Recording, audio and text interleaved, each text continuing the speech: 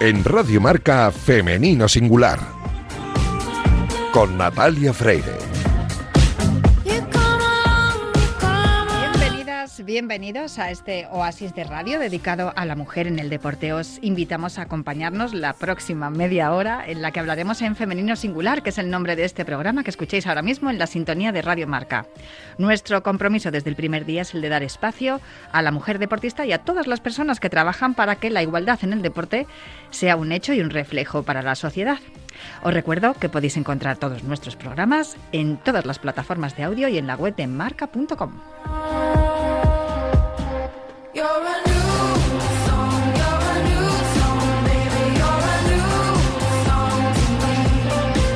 A los mandos técnicos me acompaña Javier Fernández Javichu, que ya está haciendo que todo suene a la perfección y tenemos muchas cosas de las que hablar, así que arrancamos ya.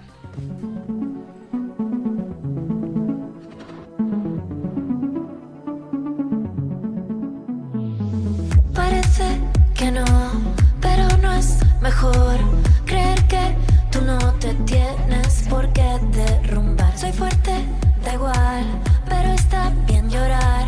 ¿Qué haces? ¿Qué tal? Me cuido y me quiero arrabiar. No dedicaré ni un minuto más a toda la gente que me echó llorar, porque es que me amo más que nunca y ya me toca bailar. ¿Cómo me amo?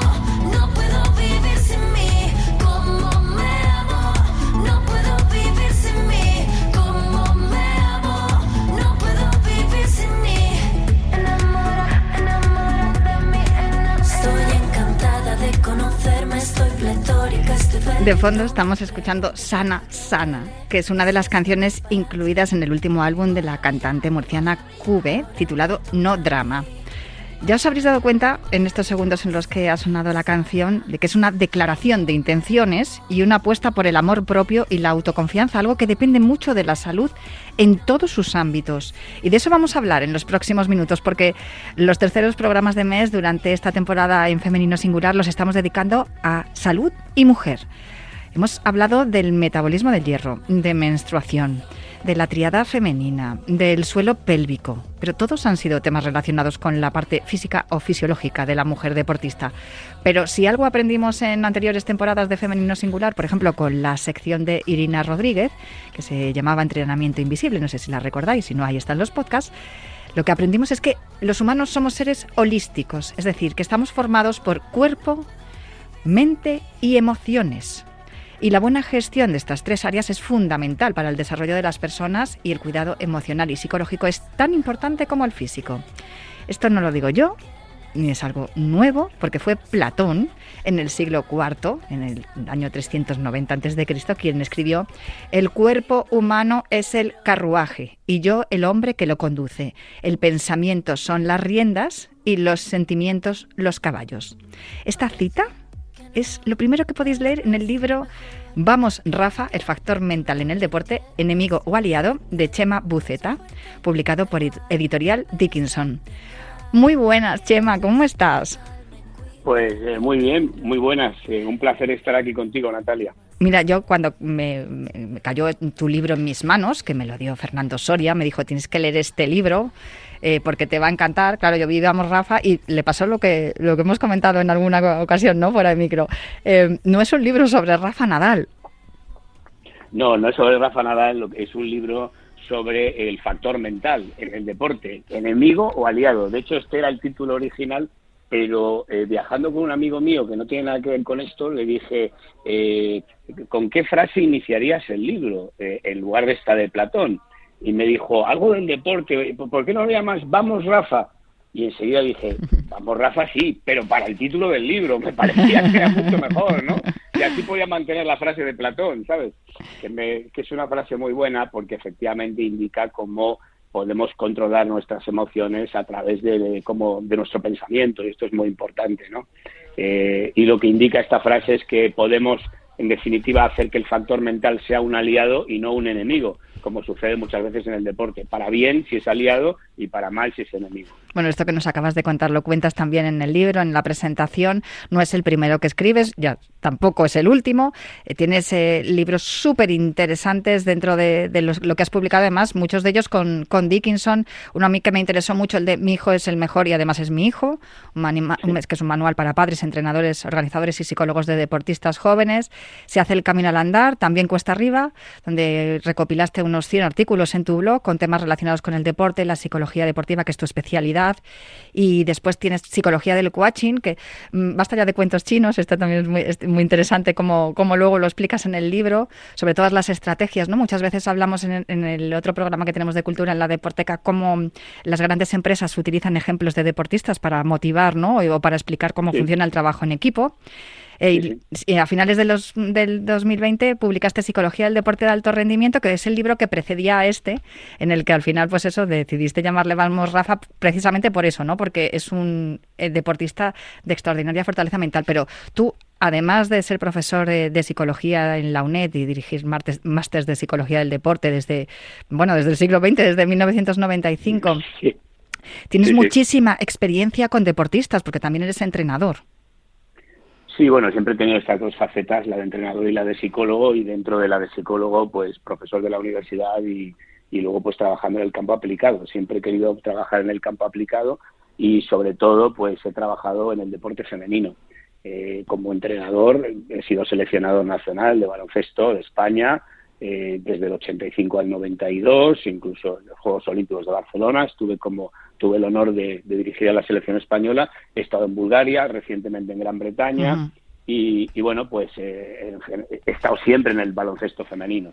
Y luego he trabajado con muchas deportistas de distintos deportes como psicólogo. Y por lo tanto, pues bueno, cuando me llamaste para este programa dije, hombre, pues algo podré aportar, espero.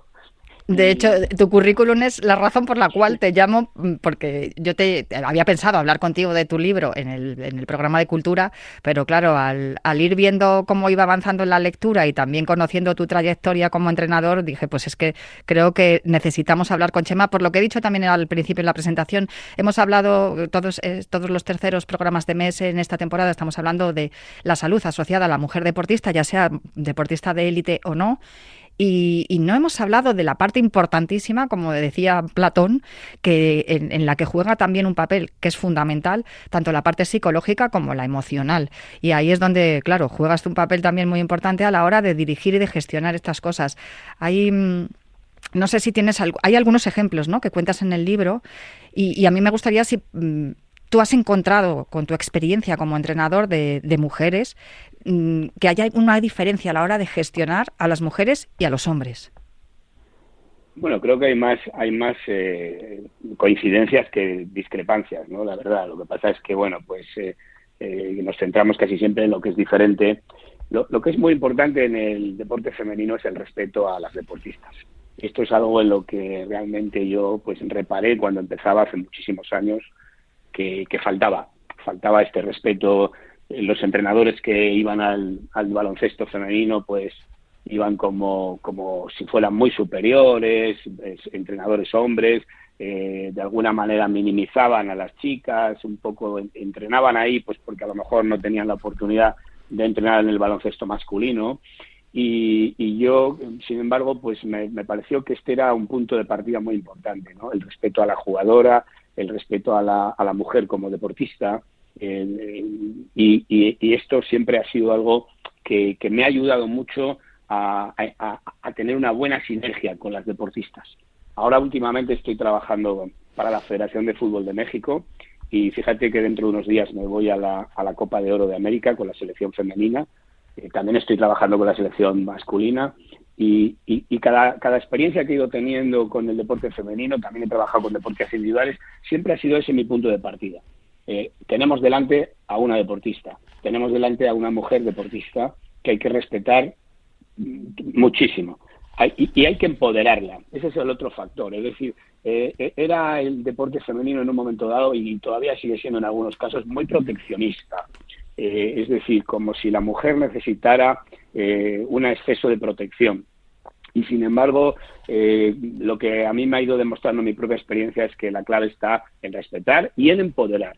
Hay que empoderar a las deportistas, hay que escuchar lo que piensan, tener en cuenta su opinión, su criterio y a partir de ahí pues ayudarlas a crecer.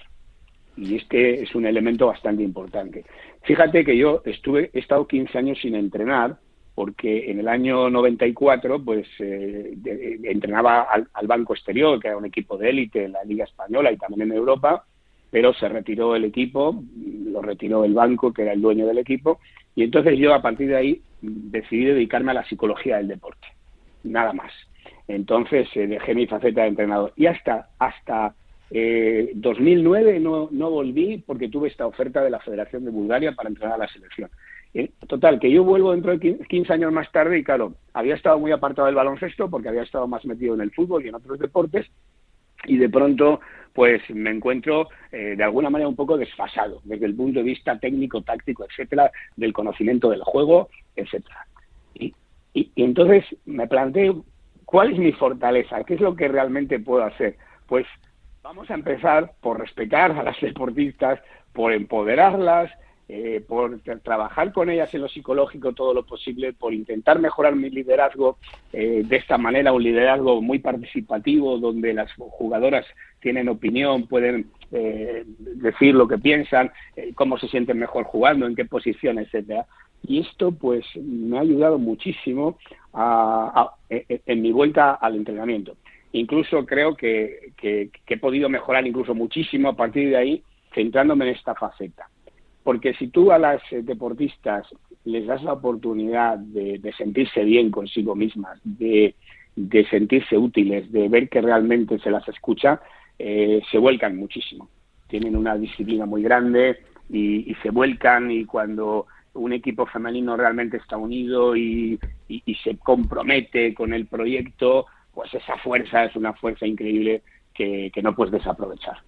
Me está de verdad encantando todo lo que estás comentando y me están surgiendo cientos de preguntas que voy a dejar las que tenía preparadas y voy a seguir por aquí. Lo primero, que has dicho que estás ahora mismo con la selección de México femenina, también masculina, pero hemos visto, hablando del fútbol, que es un deporte poderosísimo en el planeta y que mueve y ha conseguido, como vimos en el último mundial, incluso que se genere un movimiento social que ha tenido hasta un nombre y todo y ha rodeado a una movilización feminista de hombres y de mujeres, que porque el feminismo no es exclusivo de las mujeres.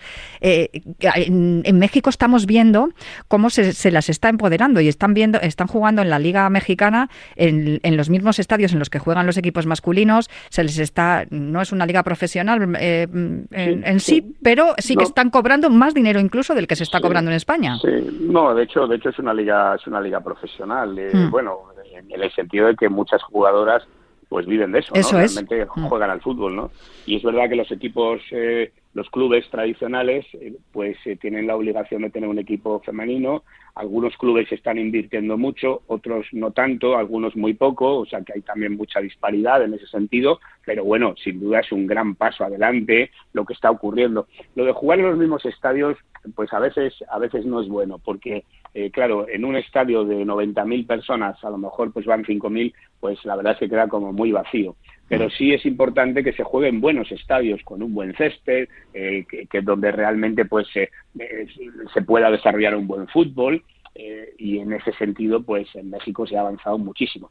Y hay un boom tremendo, porque ves partidos en la televisión continuamente y ahora mismo, por ejemplo, pues la selección nacional pues es una selección que está muy bien atendida, que está trabajando muy bien y que bueno, pues que realmente es un buque insignia del fútbol femenino, sin duda. Y estoy convencido que además en los próximos años pues va a incluso a elevar su nivel muchísimo. Fíjate que es uno de los candidatos, México y Estados Unidos, ahora para organizar el siguiente Mundial Femenino en 2027. Están en la candidatura, la otra candidatura es Alemania, Bélgica y Holanda, me parece.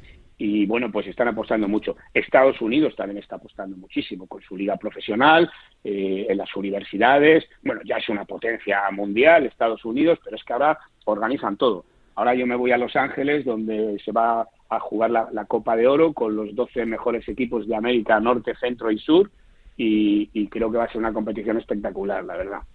Así que sí, efectivamente. Y esto que ha pasado en España es un movimiento mundial, realmente. Ahora mismo hay un movimiento muy importante en favor del fútbol femenino. Hay que tener, lo que hay que intentar es que no solo se quede en el fútbol, es decir, yo ahora estoy en el fútbol, pero hay que intentar que esto no eclipse el esfuerzo de tantas mujeres deportistas de otros deportes, ¿no?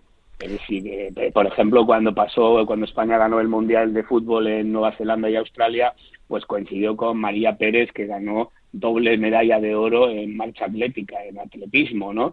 Y claro, al final, pues el fútbol es el fútbol, claro, pues tiene como más repercusión, pero claro, a mí me impresionó mucho este éxito de María Pérez, que consiguió 2 medallas de oro en el mismo campeonato. Esto es algo increíble, ningún atleta lo había hecho antes, ¿no? Lo que pasa es que, claro, es un deporte con menos visibilidad y hay mujeres en España y en el mundo pues que tienen un mérito tremendo en deportes con menos visibilidad. Bueno, también hay que apostar por estas mujeres como ejemplos, y en el libro pues yo intento también hablar de deportistas pues que a lo mejor están en deportes con menos visibilidad, pero que hay que destacar muchísimo su esfuerzo. No, de hecho, hablas bastante de atletismo. Hay que recordar que también fue Álvaro Martín, que hizo lo mismo, la misma gesta que María, y fueron portada aquí en el diario Marca en España, y desde luego hablamos con ellos también en el programa que también presento, Cuídate Runner, que está dedicado al atletismo. Así que sí, aquí por lo menos ya te digo que tenemos la intención de darle espacio a todos. Pero estabas hablando de empoderar a las mujeres, y yo por eso también te hacía la pregunta sobre la selección mexicana. México, que es un país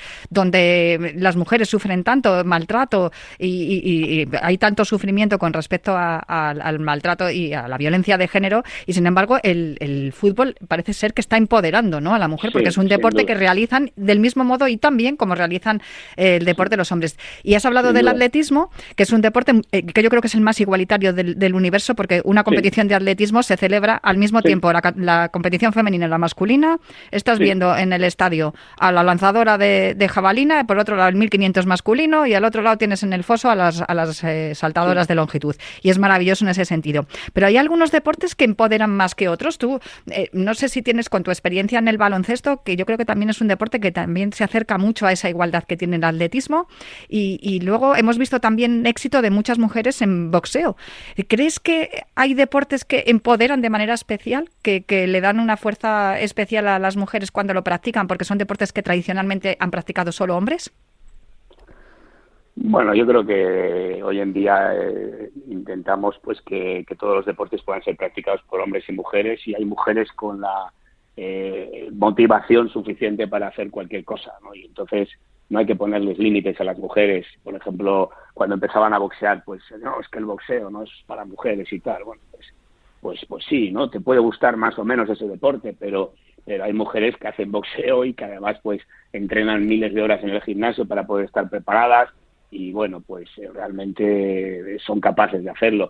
Igual que hoy en día pasa en otros sectores de la sociedad, pues hay mujeres que estudian ingenierías que, pues no sé, hace 40 años pues había la chica que estudiaba ingeniería, pues era un poco rarita, ¿no? Con todos los respetos, ¿no? Sin embargo, pues ahora pues cualquier proyecto realmente está abierto a las mujeres, y ese empoderamiento es importante. Ahora, el empoderamiento, fíjate, que no es solo que practiquen el deporte, es el que realmente les demos la libertad de poder participar realmente, que no sean meros robots que practican un deporte, sino que estén en la toma de decisiones. Esto es lo verdaderamente importante, y que realmente pues aporten su propia experiencia para crecer, para seguir creciendo. Creo que el papel de los entrenadores en el deporte femenino debe pasar de ser proteccionista, como todavía ocurre, aunque menos que cuando yo empecé, a ser el de una persona que facilita que la deportista pues se autoconozca, se comprometa, se responsabilice, aporte sus sensaciones, sus pensamientos, sus discrepancias, y que eso no suponga que la gente se ponga a la defensiva, y bueno, pues que a partir de ahí crezca. Fíjate que hay muchas chicas que yo he conocido, pues que, bueno, también pasa en los hombres. Esto es también que a veces deportistas que no se atreven a discrepar en un momento dado, pues de lo que plantea la federación, o lo que plantea el entrenador, o lo que plantea pues alguien que está hacia el patrocinador, en fin. Y entonces muchas veces incluso a los deportistas que han sido capaces de discrepar, pues se les ha puesto una cruz, y entonces pues ya no les llaman más a la selección o cosas así, ¿no? Esto por suerte está cambiando, Y no hay que tener miedo a la deportista que discrepa, porque no está contenta con su rol, porque no le parece bien lo que está pasando, sino que hay que aprovecharlo como una oportunidad de crecer y de que el equipo tenga pues muchos más recursos.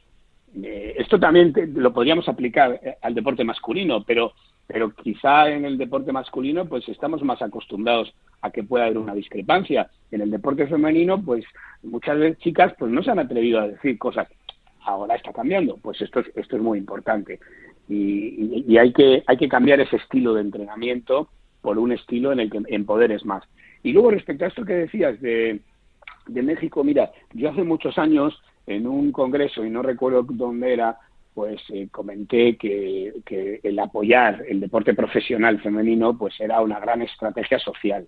¿Por qué? Porque íbamos a tener modelos de mujeres de éxito, modelos de mujeres que pues eso, que son capaces de esforzarse, de tener una disciplina, de superar la dificultad, y esto iba a ser muy bueno para mujeres que no son deportistas, que simplemente verían a estos modelos como unos modelos a imitar, en el sentido de decir, bueno, yo trabajo de enfermera, o trabajo de abogado, o trabajo de lo que sea, o trabajo de empleada en un supermercado, da lo mismo, pero oye, es que hay mujeres que pueden llegar a ser profesionales en el deporte, a tener una imagen pública, a ganar un dinero, y esto pues a mí como mujer me gusta verlo, ¿no?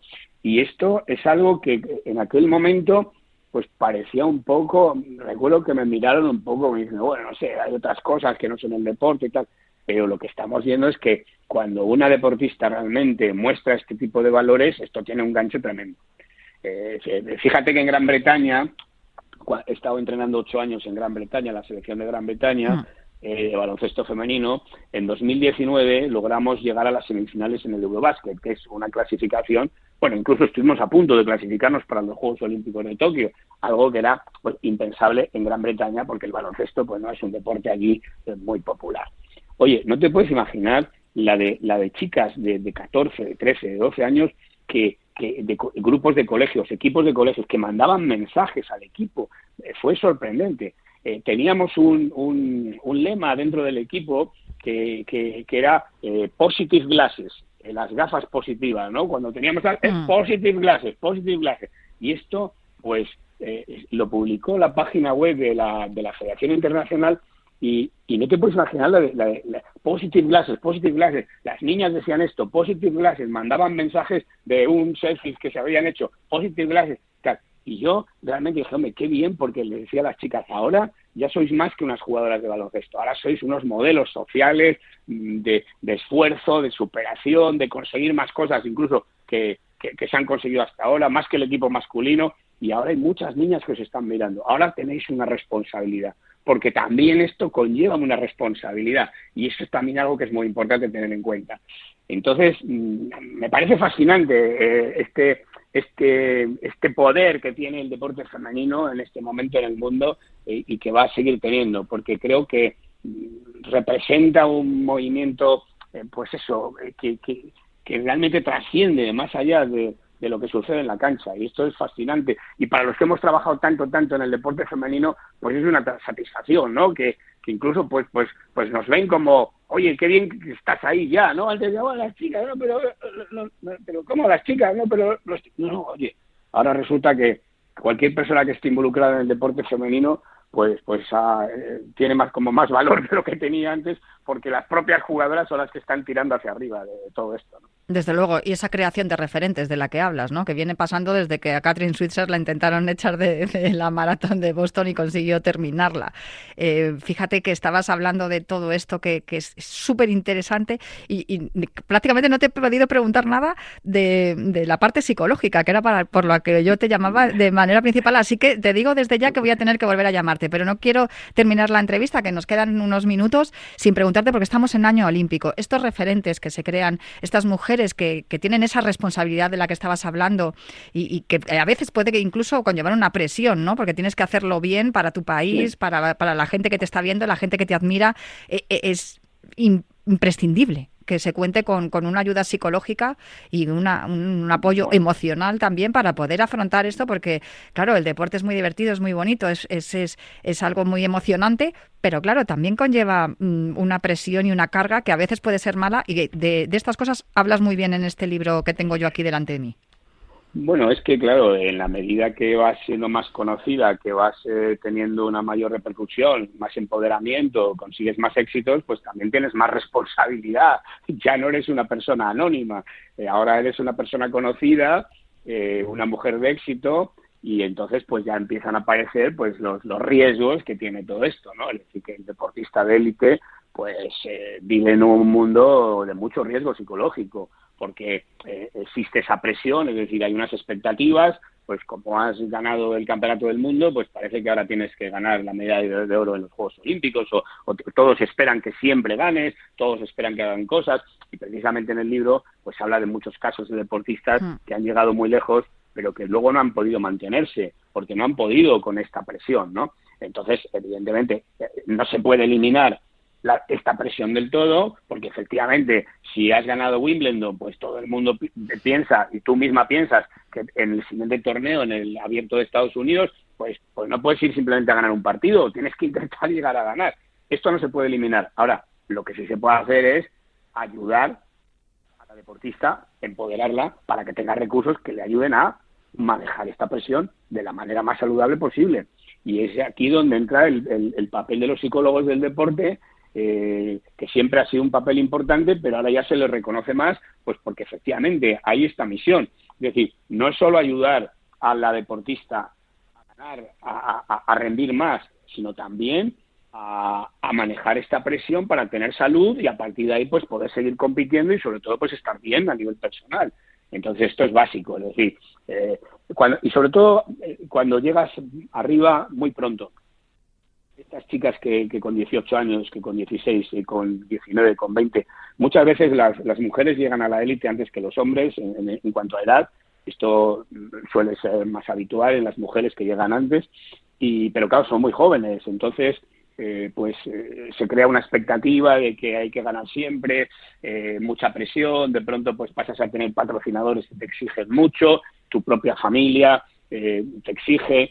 Incluso cuando no te exigen, tú piensas que te exigen, tú misma te exiges porque quieres responder a lo que crees que los demás esperan de ti, etcétera, y entonces todo esto realmente pues genera una ansiedad muy grande que muchas veces pues te supera, ¿no? Es decir, la clave de las emociones en el deporte es que tú tienes que controlar tus emociones y no tus emociones a ti. Y entonces ese es el límite que es muy importante tener en cuenta. Y ahí el trabajo del psicólogo es eso, es ayudar a la deportista que asuma su responsabilidad, que asume su nuevo rol, a que a partir de ahí pues se conozca mejor a sí misma, que detecte las situaciones que le generan una mayor frustración o mayor ansiedad, que controle las expectativas que se tienen, que sea realista y que a partir de ahí pues pueda funcionar mejor. Y esto es básico. La figura del psicólogo deportivo creo que es una figura fundamental que tendría que estar en todos los equipos y en todas las federaciones. Tiene que haber siempre un psicólogo deportivo. Por esto que estabas hablando, ¿no? Porque, por ejemplo, me vienen a la memoria las gimnastas de rítmica que empiezan tan jovencitas, o bueno, las de artística igual, que necesitan ese apoyo emocional, ¿no? Y esa dirección de gestión de emociones y de momentos que tienen que ir superando en cuanto a fracasos y éxitos, que lo cuentas fenomenal en el libro. No hemos hablado ni de lo pronto que empiezan las mujeres, de que hay veces que, claro, una mujer cuando mejor preparada para ser madre es a los 25, 30, entre los 25 y los 30, y es el momento también álgido de las carreras de las mujeres. Lo corta que es la carrera de la mujer, que claro, hay que, igual que la del hombre, que los deportistas acaban siendo relativamente jóvenes su actividad profesional como deportistas y luego tienen que buscar otra actividad. Nos quedan muchísimas preguntas por hacerte, Chema, así que yo en los primeros 10 minutos de entrevista ya sabía que te tendría que volver a llamar, así que aunque nos tenemos que despedir ya, te emplazo para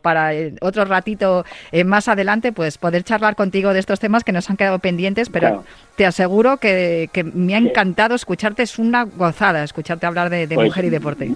Muchas gracias, pero veo que he hablado demasiado y te he quitado el tiempo de las preguntas. No, lo para siento. nada, no, para nada, al contrario, porque si hay algo que he aprendido yo en este oficio es que tú preparas las preguntas, pero lo importante son las respuestas. Así que yo siempre le dejo el espacio al protagonista, que por eso lo eres. Protagonista, además, que te escuchamos también con Fernando Soria, de vez en cuando en Al Límite, y de verdad que si por algo te dicen profesor, por algo es, desde luego, porque hemos aprendido muchísimo en estos minutos.